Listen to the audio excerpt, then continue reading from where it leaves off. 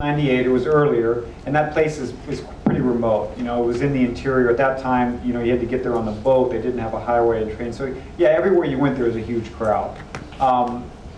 Lease rate was quite different, partly because it's 10 years later, and in China, I do think those 10 years have made a difference. I do notice that, you know, there's still many places where people will be shocked to see you and so on, but there's a lot of places where they're pretty accustomed to you.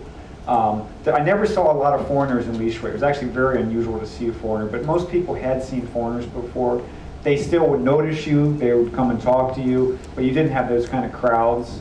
I feel like my profile was still somewhat disruptive, but not, you know, it wasn't a big problem at all. It basically, and it probably helped me get introduction to people. That's probably helped why I could show up on a construction site and people would, you know, take me up to the bridge or so on, and they just sort of, but you know, so I found that it wasn't all what it used to be, but I think that's very regional.